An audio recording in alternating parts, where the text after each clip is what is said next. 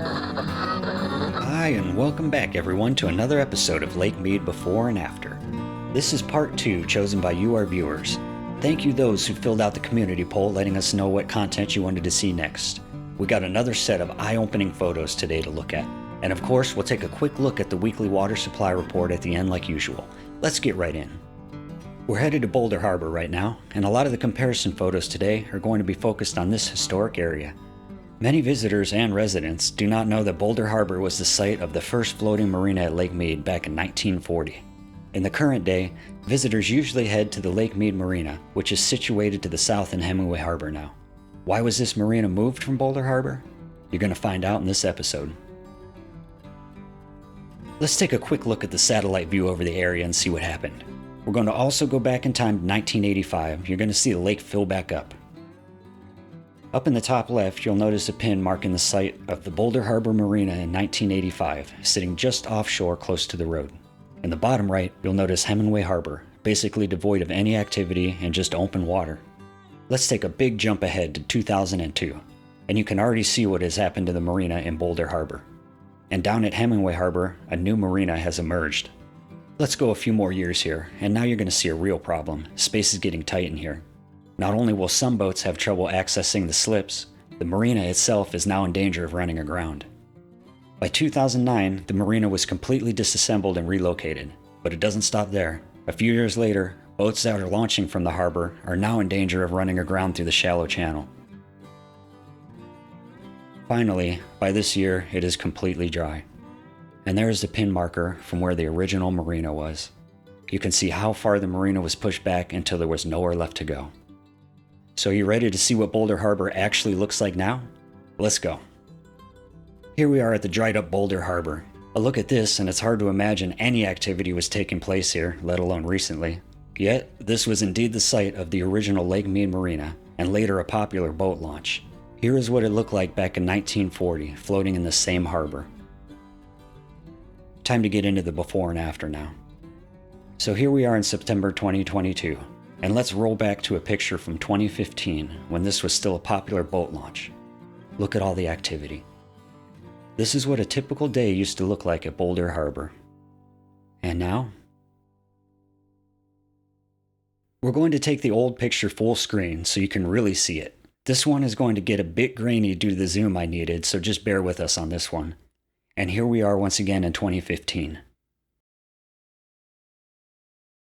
You will notice the shrinking channel that became a problem for the marina and boaters before this harbor dried up completely.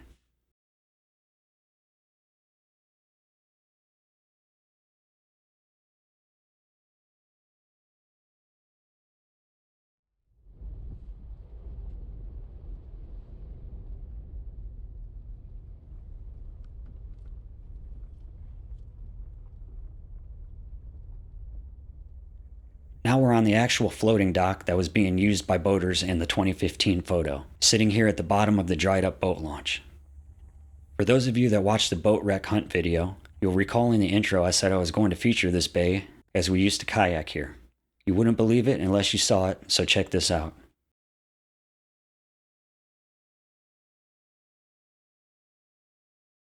And sadly enough, this was fairly recent, taken in mid-2019. Now we'll watch it dry up over the span of 3 years.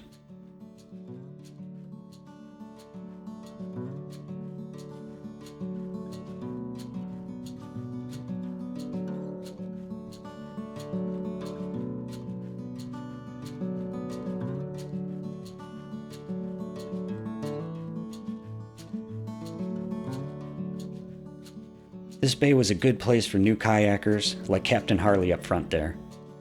Its calm waters and seclusion from boats made it ideal for a quick paddle or soup. Now the entire bay is dry.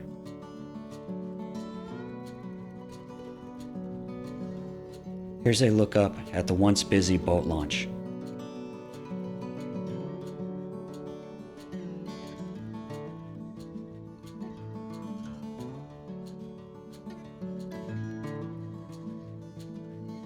Now we are going to head up to a high point on the southeast edge of the harbor.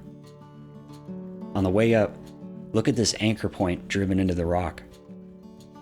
This must have been used to help secure the original marina.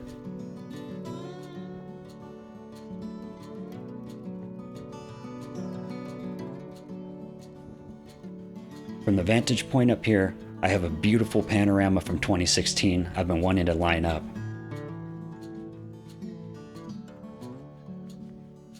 Here we are at the peak with an overview of the harbor as it looks currently, completely dry and closed. Let's pull up the panorama from 2016. You can see at the time, the harbor was still being used as a boat launch, though the channel was continually shrinking. Now we'll do a very nice slow wipe, and this is pretty amazing to see from this perspective.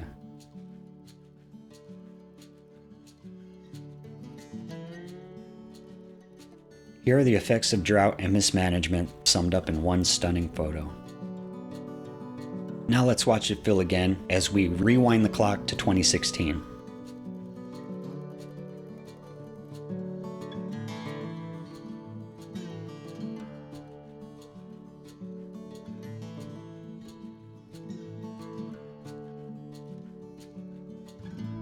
Let's move on now to another area down the washes on the north shore of the lake. We used to love coming here early morning with the dogs, eating breakfast over the cool water as we watched the sun and the heat come out. What you see now is an overview of the bay as it looks today. Everything you see in this lowlands area was either partially or fully submerged at one point. As we pan around, let's flash photos from 2019 also.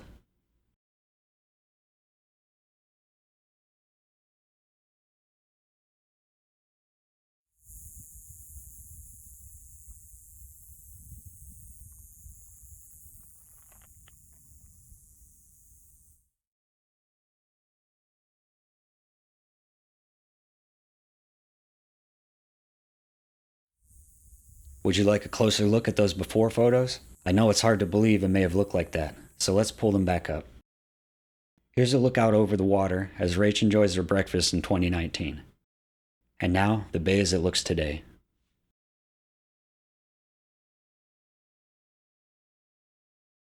Back once more.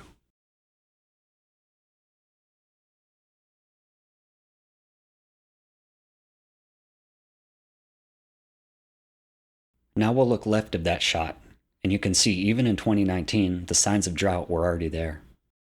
Let's have a look at it today.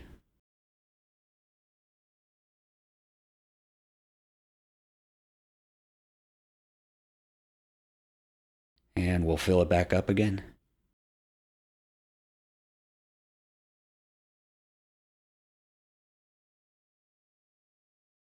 The difference of just 3 years.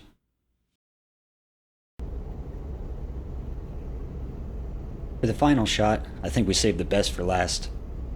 We're going to take a look at the infamous Skyward Boat, as I call it. This boat has become more or less an iconic representation of the Southwest drought, as it has been photographed and visited by boaters extensively over the years while it emerged. Let's head back into satellite view and I'll show you why.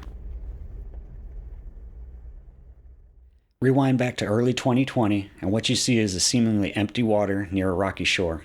As we advance in time, you will witness the water level dropping and the bay emerging. In that bay, you will now see the bow of a boat pointing skyward. As late as April 2022, the boat was still submerged. So do you want to see what it looks like a short 6 months later? Let's head into that bay on foot.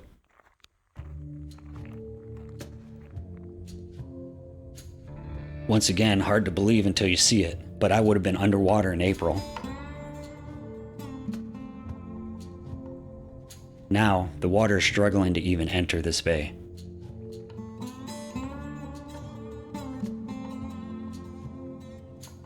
And there she is, the Skyward Boat, high and dry.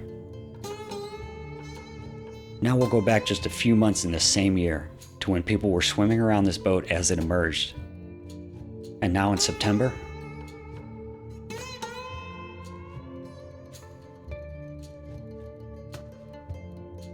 pretty incredible how fast nature reclaims the land, isn't it? Watch it flood again.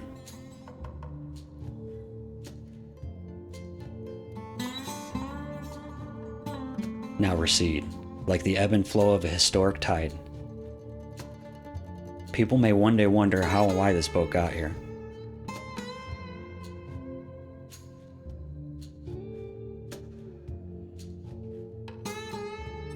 As we wrap up, we also want to quickly share the water supply report for the end of September.